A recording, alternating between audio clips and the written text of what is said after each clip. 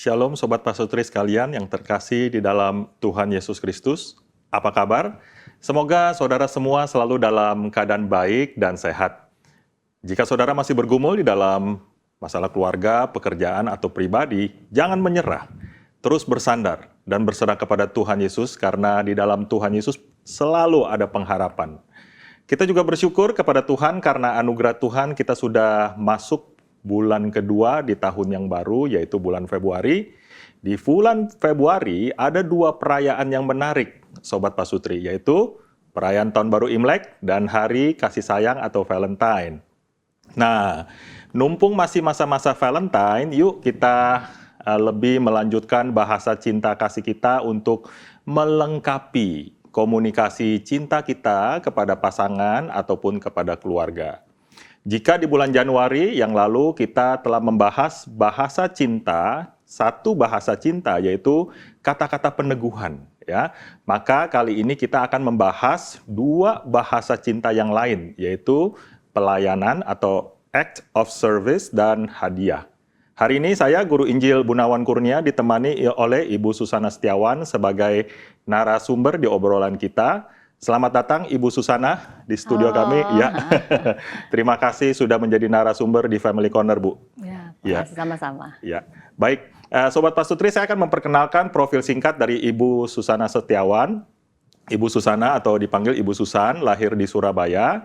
Dan suami adalah Pendeta Hengki Setiawan. Dan Ibu Susana dan Pendeta Hengki dikaruniai 3 orang anak, yaitu Violina umur 27 tahun, Yosua 26 tahun, dan Stefani umur 21 tahun. Dan pendidikan dari Ibu Susan adalah sarjana arsitek, lulusan Universitas Petra Surabaya, dan juga STH dari SAAT, ya Bu ya. Ya.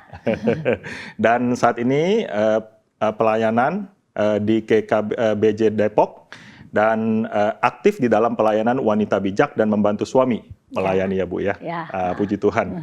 Nah Sobat Pasutri sekalian, kita sering mengalami dan mendengar pasangan kita sepertinya tidak puas ya atau tidak cocok dengan niat baik yang kadang kita berikan atau kita kasih hadiah kepada pasangan kita. Saat diberikan hadiah bilangnya, aduh Pak, ngapain sih saya dibelikan kalung segala? Kan kalung saya sudah ada.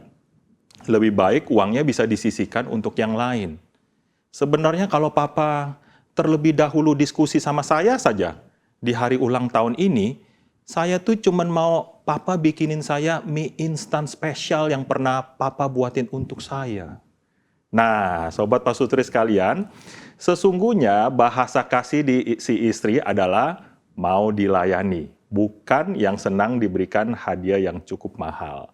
Sobat Pasutri mengenal lebih dalam bahasa kasih pasangan kita, maka akan meningkatkan kematangan emosi yang membangun cinta kasih di dalam Tuhan. Nah, untuk lebih mendalami dua bahasa kasih ini, yaitu pelayanan atau hadiah, yuk kita bincang-bincang bersama dengan Ibu Susan. Ya. Nah, Bu Susan, kali ini kita bahas tentang bahasa kasih yang hadiah dulu ya Bu ya.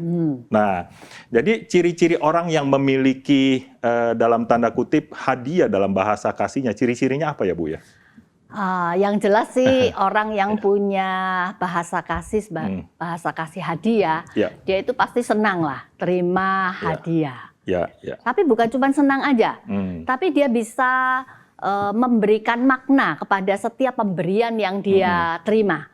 Jadi bukan cuma senang, tapi dia bisa mengartikan bahwa pemberian ini merupakan bentuk saya dikasihi, saya diterima, saya dihargai, saya diperlakukan spesial, ya, saya diingat dan sebagainya.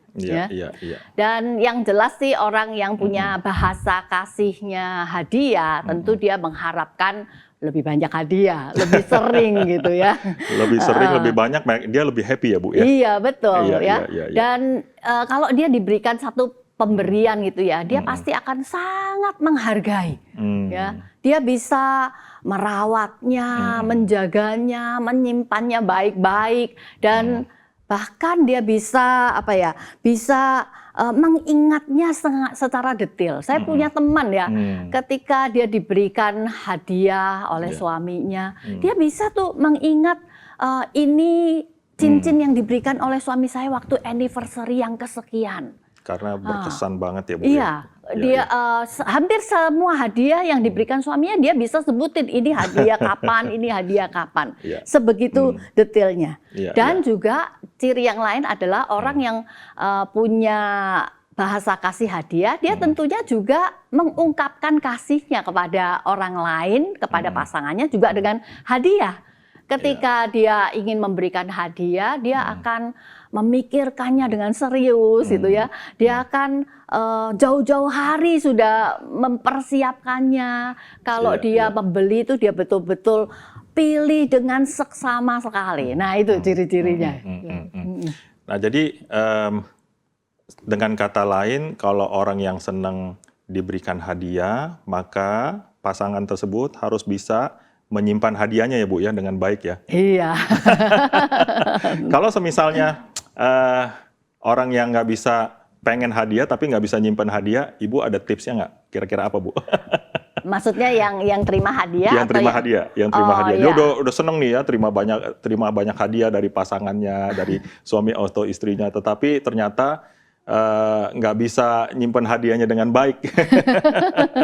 Ya, tentunya ada hadiah-hadiah yang memang bisa sekali pakai gitu, udah kayak bunga gitu yang nggak bisa disimpan. Tapi biasanya orang yang punya bahasa kasih hadiah dia akan simpen tuh, yang malah yang kecil-kecil, yang apalagi kalau momennya sangat spesial, dia akan simpen tuh sampai berapa tahun seperti itu. Tapi memang istri itu lebih detail ya Bu ya, dan lebih rapi ya. Memang kebanyakan wanita sih.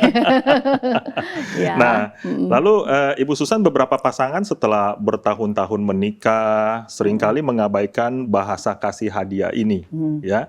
Jadi perlu nggak ya diaktifkan lagi ya? Hampir semua orang lah, saya katakan pasti senang lah menerima hadiah ya. Saya pribadi juga bahasa kasih saya bukan hadiah, tapi kalau dikasih hadiah ya seneng aja gitu kan ya. Siapa yang nggak suka hadiah gitu kan ya. Dan menurut saya tidak salah, bahkan baik gitu ya. Kalau pasangan suami istri tentunya di saat-saat yang spesial saling memberikan hadiah ya, itu hal yang sangat baik. Dan mungkin kalau kita ingat apa yang Tuhan Yesus ajarkan ya, jauh lebih berbahagia memberi daripada menerima. Jadi kita akan berbahagia kalau kita bisa membuat pasangan kita bahagia Nah gitu. Tapi memang kalau orang yang punya bahasa kasihnya adalah hadiah, biasanya itu lebih gitu ya. Ya jangan sampai gitu ya. Jangan sampai terlewatkan gitu. Hari-hari khususnya. Tadi kan saya sudah sebut ya, pasti dia lebih banyak mengharapkan hadiah. Nah, jangan sampai miss gitu loh. Hari-hari spesialnya bisa terjadi bencana nanti. Kalau misalnya suami lupa hari spesial, apalagi nggak dikasih hadiah, siap-siap tidur di sofa ya Bu? Betul, bisa. Nah, lalu kalau misalnya tadi Ibu menyinggung tentang Yesus ya Bu ya, yang mengatakan bahwa lebih berbahagia ya. Memang kalau misalnya kita sebagai anak-anak Tuhan yang percaya kepada Yesus Kristus, dan kita lihat bahwa Yesus itu telah memberikan hadiah yang terbaik, yaitu hidup Dia, betul. Ya, pengorbanannya. Nah jadi kalau orang yang memiliki bahasa kasih hadiah ini Bu, kalau misalnya untuk pemberiannya itu adalah hidup dia sendiri, bagaimana menurut Ibu? Selain memang benda-benda pemberian, sebetulnya pemberian yang terbaik itu adalah pemberian diri. Atau yang lebih gampangnya itu kehadiran secara fisik ya. Jadi pastikan gitu ya, di saat-saat penting dari pasangan kita itu kita hadir. Apalagi di saat tersulitnya ya, kita hadir. Ada loh pasangan suami istri yang ketika istrinya ya ulang tahun gitu ya, ya dia kirim hadiah sih, ya kirim bunga lah, tapi dia nggak ikut perayaan istrinya lagi merayakan ulang tahun, cuma merayakan ulang tahun sama anak, sementara suaminya bilang saya sibuk di kantor, ya banyak kerjaan. Wah itu sangat menyedihkan sekali gitu. Betul. Ya, sulit untuk diterima oleh orang yang punya bahasa kasih hadiah. Apalagi juga kalau dia mengalami masa tersulit gitu ya, misalnya dia sedang kehilangan orang tuanya gitu ya, sedang berduka. Nah, suami atau pasangannya kalau tidak mendampingi dia, itu hal yang akan sulit dia terima gitu. Jadi orang yang menerima hadiah ini sebagai catatan adalah kita perlu mengingat hari-hari spesial. Betul. Bahkan kadang-kadang ya, hari-hari spesialnya itu kan lebih banyak, saya tadi bilang ya. Selain ulang tahun, Valentine, anniversary, bisa-bisa juga yang mungkin nggak kepikir sama pasangannya gitu ya. Misalnya hari jadiannya pertama kali, hari ketemunya pertama kali, Natal juga harus, nanti hari papa, hari mama. Sekarang ada hari papa internasional, hari papa nasional, hari mama internasional, hari mama nasional. Wah, banyak ya. Dan bahkan kadang-kadang nggak merayakan hari apapun, pasangan kadang-kadang dia merasa senang kalau diberi hadiah. Makanya suami-suami gitu ya, kalau tahu istrinya punya bahasa kasih hadiah, ya kalau pergi keluar kota atau kemana gitu ya, ingat gitu bawa oleh-oleh gitu, atau ya bawalah hadiah kecil gitu. Atau istri-istri kalau lagi ya pergi jalan-jalan ke mall gitu ya, lihat ada barang kesukaan suami, ya bolehlah beli ya. Jadi nggak harus hari-hari spesial juga. Ya.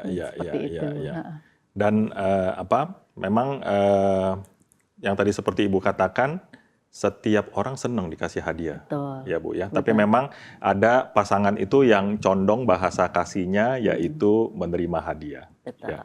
Nah, lalu Bu, kira-kira ada apa saja yang dimasukkan ke dalam kategori hadiah dalam bahasa kasih? Ya, hadiah sih macam-macam ya. Yang penting bisa dipegang ya, nyata gitu loh ya. Hadiah itu bisa yang kita temukan gitu ya. Ya kalau misalnya kita pergi ke mana gitu, lihat ada, ini kesukaan suami saya, ini kesukaan istri saya, kita bisa memberikannya. Jadi misalnya setangkai bunga, pas kita lihat di halaman rumah ada bunga yang mekar ya. Saya pernah satu kali pergi besuk gitu kan. Pergi besuk saya lihat ada jemaat tuh punya pohon itu buahnya banyak banget itu. Buah jeruk Kalimantan tuh loh, songkit tuh ya. Oh, songkit ya. Waktu itu, saya bilang, waduh banyak banget ya buahnya. Terus pemilik rumah bilang, semua mau nggak? Terus saya bilang, saya nggak suka, tak pikir ya. Tapi terus tiba-tiba saya ingat gitu, suami saya suka banget gitu. Jadi, oh iya deh, terus dikasih sekantong gitu kan. Wah, begitu saya pulang bawa satu kantong jeruk itu, suami saya senang banget ya, dia semua makanan dikasih jeruk itu. Ya, jadi bisa sesuatu yang kita temukan ya. Kalau kita jalan-jalan di pinggir pantai gitu, kita lihat ada kerang yang bentuknya unik gitu ya, kita tahu istri kita suka koleksi ya, atau kita tahu di jalan, kita nemukan batu yang bentuknya unik ya, kita tahu suami kita koleksi ini gitu ya. Kita bisa ya menjadikan itu sebuah hadiah ya. Jadi kita temukan, atau kita memang sengaja membelinya ya, entah itu karangan bunga ya, entah itu kosmetik, entah itu arloji buat suami, atau dasi, atau baju, atau apakah ya, atau juga bisa berupa sesuatu yang kita buat sendiri ya, yang ya kalau kita memang bisa melukis, kita bisa melukis sendiri ya, memberikan lukisan untuk istri kita atau suami kita, atau kalau kita senang membuat kartu-kartu ucapan, nah bisa juga dari yang kita buat sendiri, kreasi kita sendiri. Iya. Seperti Jadi itu. sebenarnya hadiah itu nggak harus mahal ya Bu? Betul, ya. Yang Nggak sederhana, harus mahal. yang menyenangkan pasangan kita, Betul. seperti itu ya. Sesuaikan aja dengan budget kita ya. Kalau iya. kita memang sanggup beli yang mahal ya silakan. Tapi kalau budget kita terbatas, ya belilah yang sesuai dengan kemampuan kita. Gitu. Yang penting ini bukan soal harganya. Seringkali orang yang punya bahasa kasih hadiah itu lebih mementingkan pesannya gitu ya. Apa pesannya gitu. Jadi itu yang lebih penting. Makanya enggak selalu lebih mahal. Tapi yang lebih penting juga gini, sesuai nggak dengan seleranya dia, kesukaannya dia, kebutuhannya dia, ukurannya dia. Prinsipnya gini, semakin personal hadiah itu, pasangan kita akan rasa dikasihi. Berkesan sekali, dia pasti nggak lupa. Karena apa? Karena ketika kita memberikan hadiah itu semakin personal, artinya suami atau istri kita itu memperhatikan. Betul. Ya, ada tuh ya suami yang istrinya ulang tahun, dia pesan sama sekretarisnya, dia beliin hadiah, beliin bunga. Ya sekretarisnya tentu beliin yang mahal, yang bagus, itu yang sesuai selera dia gitu ya. Dia belilah bunga anggrek. Padahal istrinya paling suka bunga mawar merah. Ya, loh, bisa kita bayangkan ya kalau istri terima bunga mawar merah gitu, dia akan merasa, wah suamiku kok tahu ya bunga kesukaanku. Waktu terima misalnya kosmetik atau skincare gitu ya, suamiku kok tahu ya merek skincare yang jadi kesukaanku. Atau suami merasa, wih istriku kok perhatikan ya warna baju kesukaanku atau sepatu ukuranku sampai seperti itu. Ya, jadi artinya nggak sekedar memberi gitu, betul. Ya. Kalau misalnya kita sebagai suami tidak tahu apa yang mesti kita berikan kepada istri, artinya dalam tanda kutip kita belum kenal ya Bu ya, istri betul. kita ya. Atau cuek. Lalu memang kalau yang tadi kita ceritakan, kalau misalnya ada itu suami-suami yang pernah atau cukup sering memberikan hadiah ya Bu ya. Lalu Ibu ada tips nggak gimana kalau misalnya istrinya itu sebenarnya tipe orang bahasa kasihnya hadiah, tetapi suaminya tidak tahu. Nah, jadi tips untuk suaminya ini apa, Bu? Nah, ya prinsipnya sih bisa mengamati ya. Kalau memang suami itu memang niat gitu, sebetulnya bisa kok. Tahu gitu ya, bahasa kasih istri saya itu apa dan apa sih yang menjadi keinginannya. Dia akan mau tahu dan berusaha cari tahu. Ya entah dia mungkin tanya sama teman dekatnya gitu ya, atau tanya pada keluarganya, atau dia bisa juga memperhatikan gini. Biasanya orang yang punya bahasa kasih hadiah tuh ya, biasanya kasih sinyal. Biasanya khususnya di hari-hari khususnya ya deket-deket tuh biasanya dia akan kasih tanda-tanda gitu ya. Jadi suami-suami harus peka. Peka betul ya. Jadi dia akan katakan, aduh seandainya aku punya ini. Itu berarti gitu udah tanda-tanda ya Bu Susan ya. Betul. Atau juga perhatikan ya dalam hidup sehari-hari, lihat pasangan kita tuh butuh apa sih gitu. Nah itu akan menolong kita ya. Dan memang kalau kebetulan bahasa kasih kita bukan itu, bukan hadiah. Dan memang menurut saya itu umumnya ya, pasangan itu bahasa kasihnya beda. Betul nggak? Betul. Kalau Pak Bun juga gitu nggak? Saya sih dikasih hadiah senang-senang aja Bu. Maksudnya bahasa kasih sama istrinya pasti beda ya? Beda ya, makanya harus mau belajar gitu kan. Namanya mengasihi itu berarti kita memberikan apa yang menjadi kebutuhan dan untuk kepentingan orang lain. Ya seperti itu. Jadi makanya kita mesti, walaupun itu bukan bahasa kasih kita, namanya bahasa itu belajar. Betul. Sama seperti saya bahasa saya adalah bahasa Indonesia. Tapi saya bisa belajar bahasa Inggris. Memang agak susah sedikit ya, tapi bisa sebetulnya. Gitu. Jadi sobat Pak Sutris sekalian jangan menyerah. Ya, kalau misalnya kita tahu bahwa bahasa kasih pasangan kita adalah hadiah dan kita jarang kasih hadiah ya. Jadi suami-suami harus perhatikan, maka harus lebih peka, Ibu Susani. Betul. Dan juga boleh saya tambahin ya? Boleh Bu, silakan. Walaupun hadiahnya sudah spesial gitu ya, sudah sesuai selera, ya usahakan juga berikan di waktu yang spesial, yang tepat ya Bu ya. Dengan cara yang spesial maksudnya. Kalau perlu mungkin dengan dinner ya, atau juga mungkin kasih kejutan, itu akan sangat berkesan sekali. Memang untuk orang tertentu ya, kalau bahasa kasihnya bukan hadiah, ya, sepertinya memberi hadiah itu satu pemborosan, betul nggak? Ya, apalagi kalau tipenya tipe hemat, yang hemat luar biasa, apalagi ya, alias pelit gitu ya. Nggak ada bedanya Bu ya, pelit dan hemat ya. Hemat yang luar biasa itu yang pelit namanya. Kalau hemat sih nggak masalah ya, tapi kalau hemat secara luar biasa itu kan Alkitab bilang ya, orang yang hemat secara luar biasa alias pelit gitu. Nah itu seringkali dianggap pemborosan. Tetapi sebetulnya ya itu nggak pemborosan kalau dibandingkan dengan hasil gitu ya. Ketika pasangan kita merasa dikasihi, maka hubungan itu pasti terjalin lebih baik. Betul. Dan saya pikir hadiah ya toh nggak harus mahal gitu kan. Memang perlu effort sih, perlu usaha ya. Tetapi kayaknya sebanding lah ya dengan apa yang kita dapatkan. Ya, dan menurut saya itu investasi dalam tanda petik ya, investasi yang terbaik menurut saya gitu. Ada tabungan kasih ya Bu. Betul. Nah, tadi kita sudah banyak bicara tentang bahasa kasih dalam memberikan hadiah. Betul. Nah, sekarang kita coba pindah ke bahasa kasih yang selanjutnya Bu.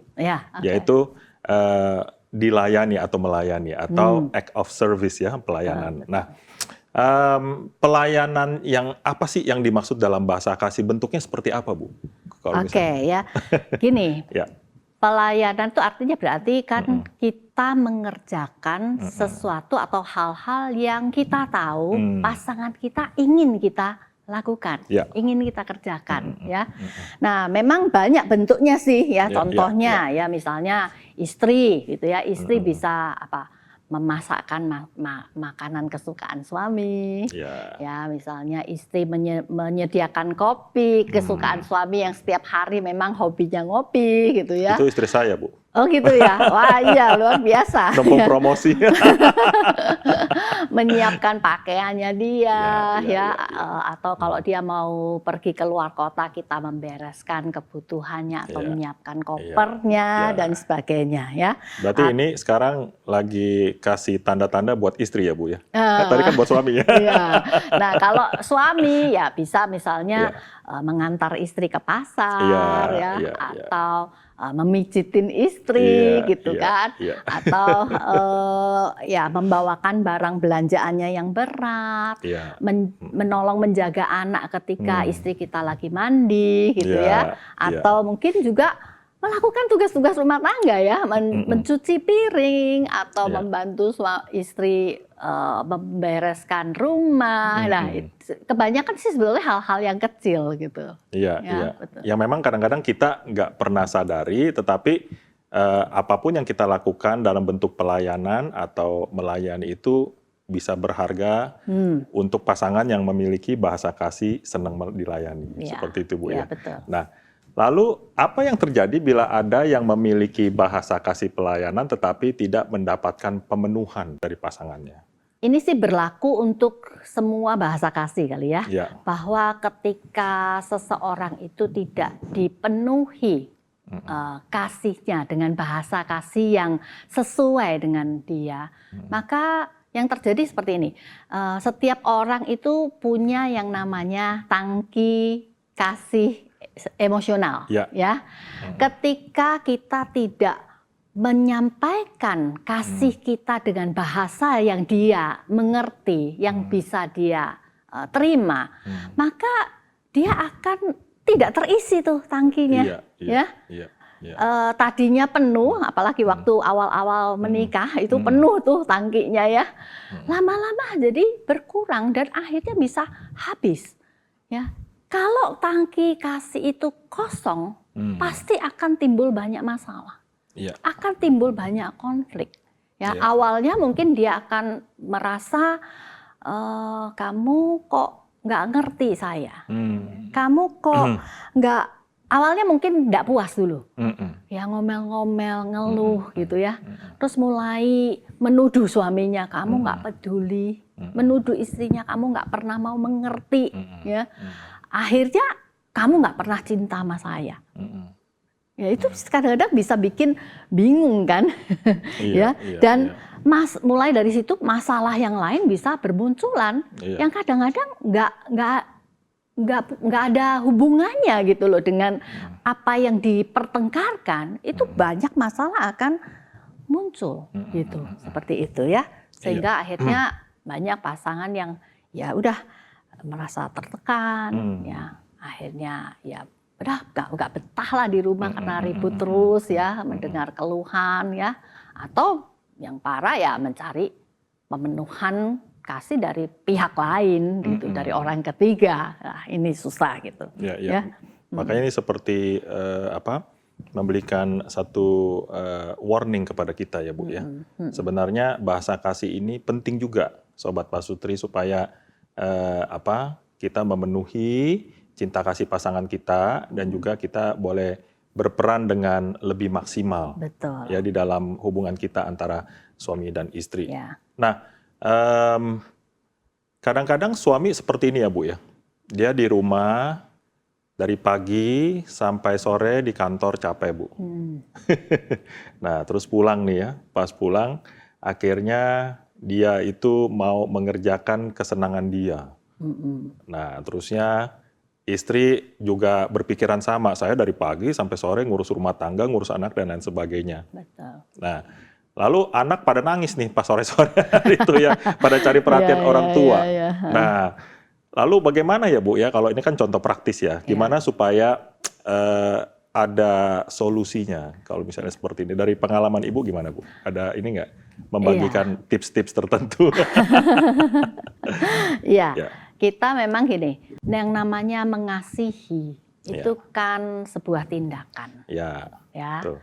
Sebuah tindakan yang lahir dari sebuah kesadaran bahwa pasangan saya itu penting buat saya.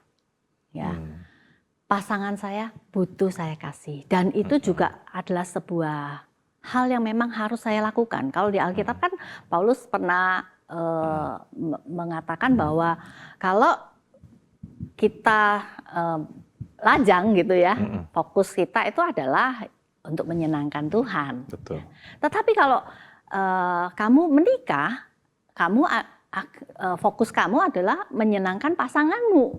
Nah, jadi kita harus sadar bahwa kita menikah untuk apa sih? Ya, memang tujuan utama pernikahan kita adalah memuliakan Tuhan. Tapi gimana caranya memuliakan Tuhan kalau kita tidak bisa menggambarkan, memberi gambaran kepada orang-orang di sekitar kita bahwa kita mengasihi pasangan kita, yang merupakan bukti atau gambaran juga bagaimana Tuhan mengasihi jemaatnya, yaitu suami mengasihi istrinya, seperti itu.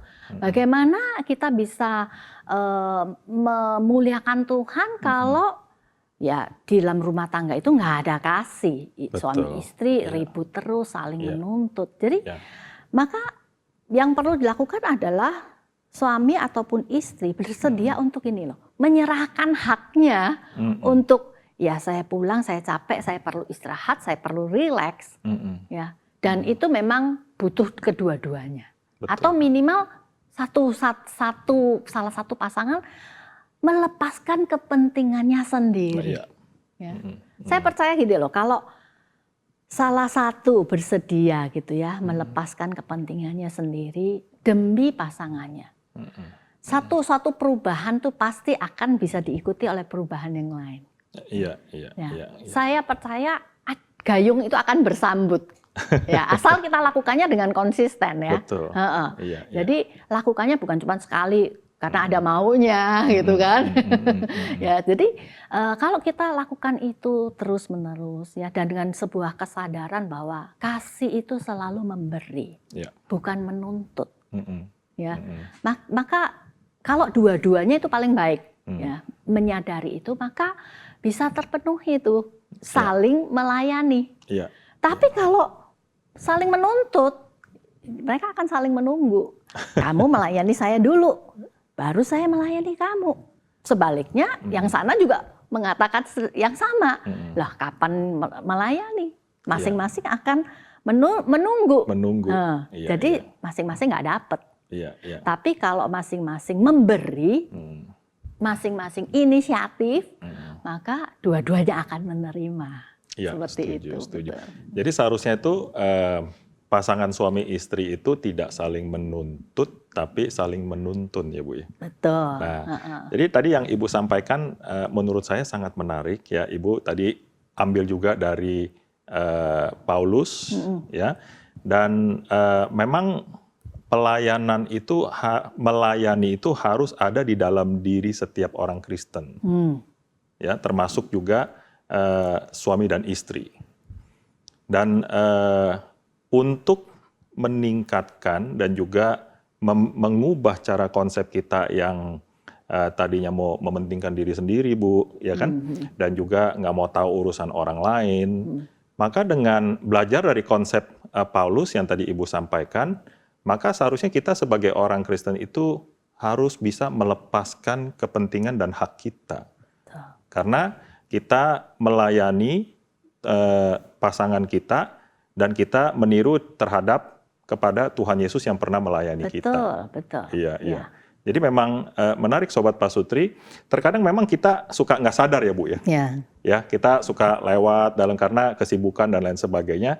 Tetapi ingatlah beberapa prinsip ini yang sudah disampaikan tadi, itu dapat menumbuhkan ya cara berpikir kita dan juga menumbuhkan bahasa kasih khususnya pelayanan ini. Lalu Bu Susan mau tanya lagi nih Bu. Lalu kalau misalnya bila bahasa kasih kita bukan pelayanan, ya, bagaimana caranya supaya kita bisa peka terhadap keinginan pasangan yang memiliki bahasa kasih utama pelayanan? Ya. Seperti tadi sebetulnya sama lah Pak dengan bahasa kasih yang lain ya. Kita perlu memperhatikan gitu ya. Apa sih yang paling sering dia minta? Nah itu sebetulnya kita langsung udah tahu tuh ya apa sih yang dia inginkan. Karena memang sekalipun ya suami istri punya bahasa kasih pelayanan sama-sama gitu ya. Tapi namanya bahasa itu bisa dialeknya beda-beda. Ya. Jadi mesti perhatikan apa sih yang sering dia minta.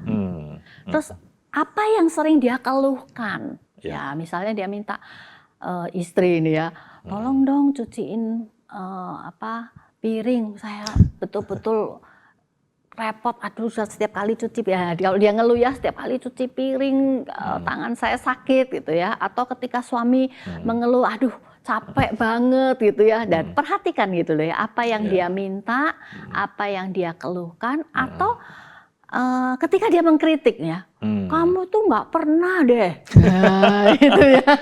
Nah itu sebetulnya adalah jelas gitu loh, apa yang dia mau kan sebetulnya pelayanan tuh nggak semua hal kita lakukan. Iya betul. Kalau kita lakukan jadinya kepoh malahan, ya. Malahan kadang-kadang kita buang energi padahal bukan itu yang diinginkan, gitu, ya. Istri atau suami butuh dilayani, senang dilayani, tapi nggak semua hal kita kerjakan. Cukup kita tahu gitu apa yang dia ingin gitu, apa yang dia minta, apa yang dia keluhkan, apa yang dia butuhkan, seperti itu. Terus juga bisa juga dengan kita ini langsung nanya gitu ya, Beb hari ini aku WFH sampai jam 1 nih, kamu mau aku lakukan apa? Tanya aja gitu loh. Apa yang kamu mau lakukan? Pengen saya lakukan. Ya, jadi itu jelas gitu. Atau mungkin waktu santai gitu ya. Suami istri bisa pakai waktu. Ya kalau aku punya 3 hal yang aku mau lakukan buat kamu. Kira-kira 3 hal itu apa? Nah, boleh tanya gitu loh, ya. Supaya apa? Kita jelas apa yang harus dilakukan. Ya kita juga nggak buang energi untuk melakukan apa yang kita lakukan sibuk-sibuk, susah-susah. Ternyata bukan itu yang diinginkan, ya. Bahasa kasih saya kebetulan pelayanan, gitu ya, tindakan melayani. Jadi saya senang kalau suami saya melayani. Tapi kalau disuruh bikin daftar, saya mungkin cuma 3 hal yang saya ingin suami saya lakukan. Yang pertama, bantu cuci piring. Ya, akhir-akhir ini selama pandemi ini saya nggak ada asisten rumah tangga, ya. Jadi saya tuh minta kalau udah selesai makan, bawa piringnya ke dapur, itu aja saya udah seneng banget, ya. Apalagi kalau dicuciin gitu. Kedua, saya bilang rumah saya tuh paling nggak suka tuh rumah itu kotor, terus juga banyak rambut gitu. Rumah saya sebenarnya bersih, tapi kalau kadang ada 3 orang cewek di rumah saya kan, saya sama 2 anak cewek saya, jadi suka ada rambut gitu ya. Jadi saya tuh nggak betah gitu. Jadi saya selalu vakum setiap hari gitu ya. Saya selalu tolong deh kalau saya pas lagi nggak sempat, tolongin vakum ya gitu. Atau yang ketiga saya minta mobil harus bersih. Jadi kalau saya naik mobil tuh nggak ngomel gitu, lihat mobil tuh berantakan atau banyak tisu gitu. Ini 3 hal itu aja yang saya mau suami saya lakukan, dan itu membuat saya sudah rasanya dikasihi, rasanya disayang, rasanya diperhatikan. Apa yang saya mau tuh dia ngerti gitu loh. Dan jangan lupa gini ya, kalau mau melayani pasangan kita, jangan lupa tanya juga caranya. Kadang-kadang ya, suami saya itu kan ya dia bantu saya gitu ya, vakum itu. Kadang-kadang dia baik sekali gitu, dia ingin melakukan lebih gitu. Dia bilang, udah aku sekalian yang ngepel gitu. Tapi ngepel harus ada caranya. Kalau saya ya, kain pel tuh ada 3. Satu ya untuk teras rumah di luar, satu untuk di dalam, satu untuk di dapur, ya. Tapi suami saya memang melayani sih, lakukan sih. Ya, Bu, ya? Satu pel untuk semua. Aduh, kalau saya bilang ngomel, nanti dia bilang udah bagus, gua udah ngerjain ya. Tapi kalau enggak, akhirnya saya kerjain lagi seperti itu. Jadi ya harus tahu lah ya caranya juga, tanya juga detail maunya seperti apa. Nah itu loh.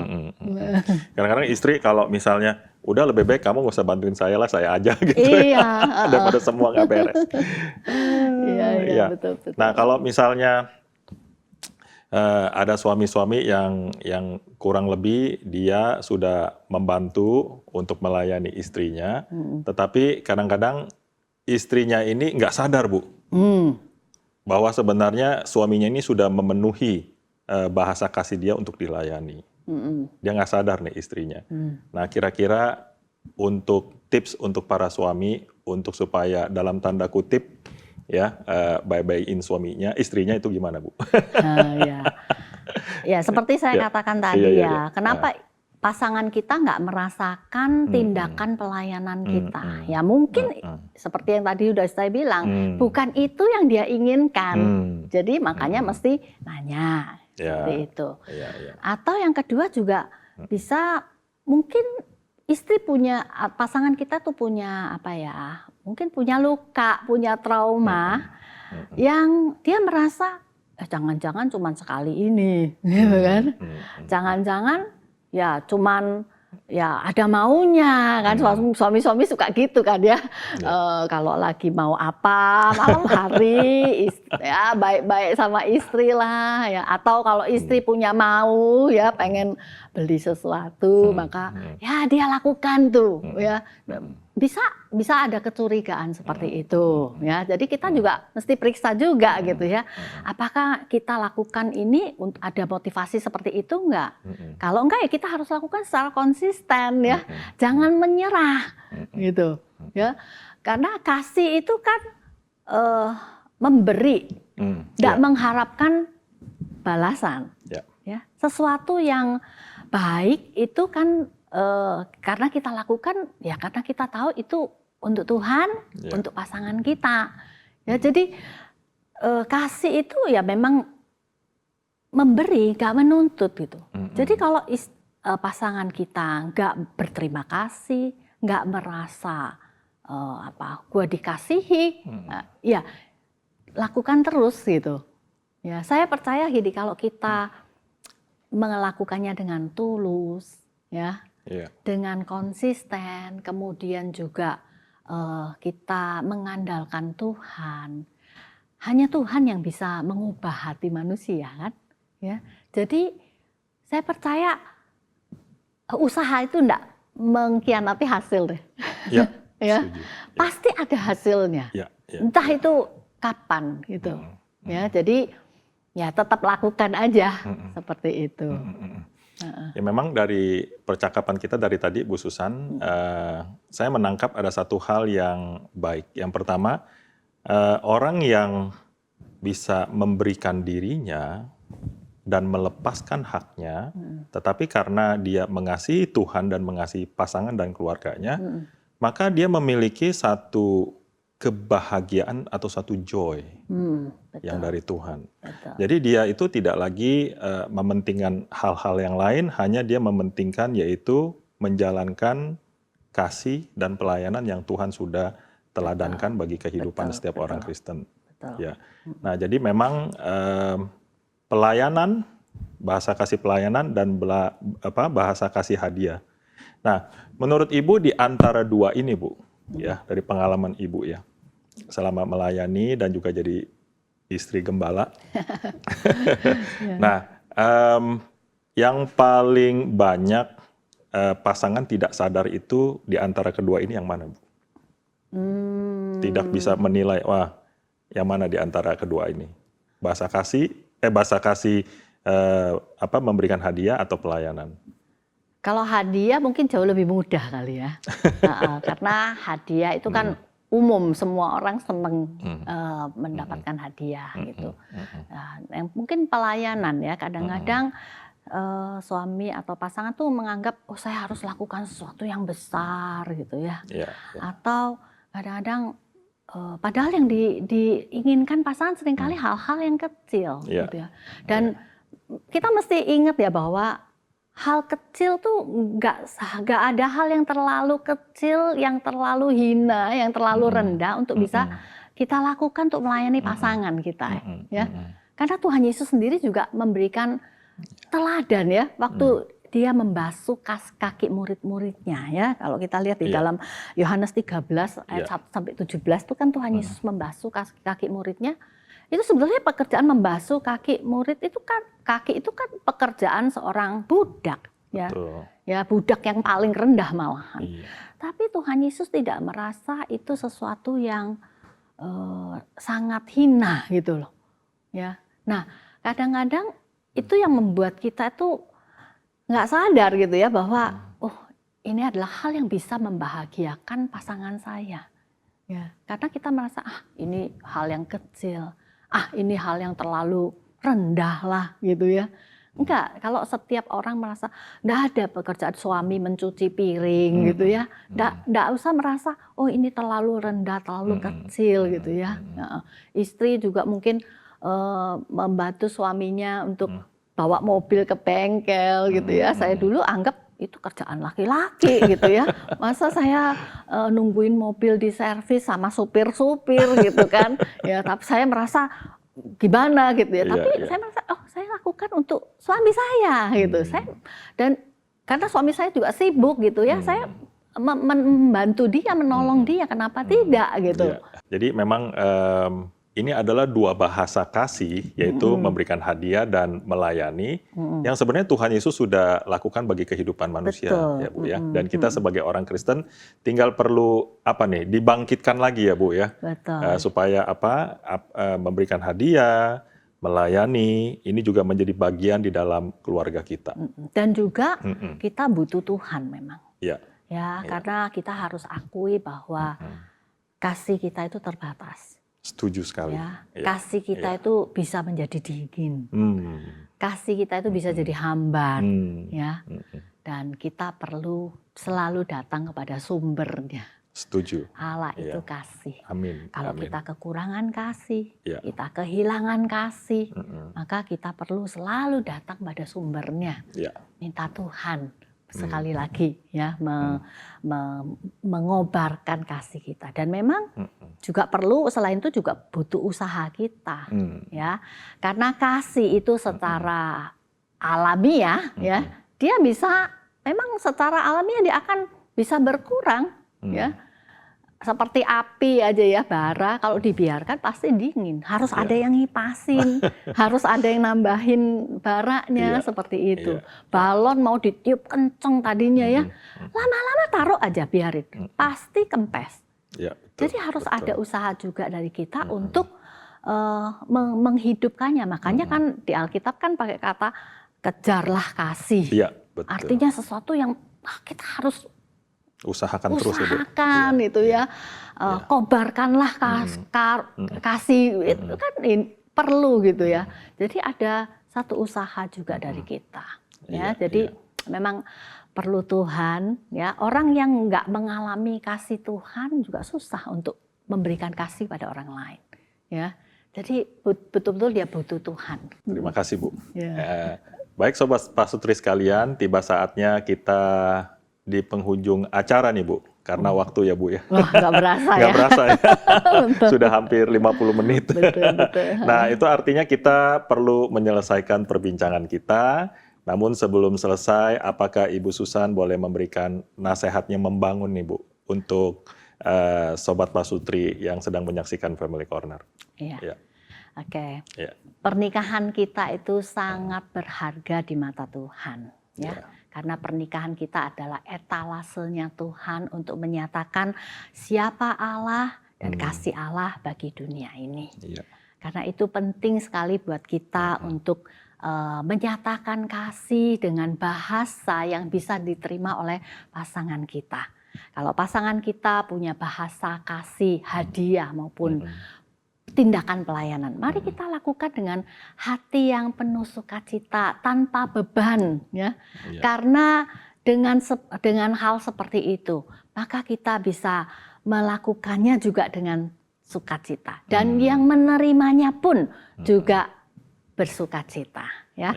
Jadi sesuatu yang baik sekali lagi butuh butuh usaha dan butuh Tuhan yang memampukan menolong kita. Amin. Tuhan memberkati. Iya, luar biasa, baik sekali Bu Susan, terima kasih. Baik, Sobat Pasutri, jika Anda ingin mengikuti topik-topik Family Corner, maka Sobat Pasutri bisa dapat browsing langsung ke YouTube channel kami, yaitu YouTube channel GKI Mangga Besar, atau ke website kami, yaitu www.berkathidup.net dan juga www.gkimangabesar.com. Kemudian kami menantikan juga kehadiran Anda semua di komunitas Pasutri kami di gereja di GKI Mangga Besar. Kita bisa saling mengenal, bertumbuh, dan berbagi cerita di dalam kasih Tuhan.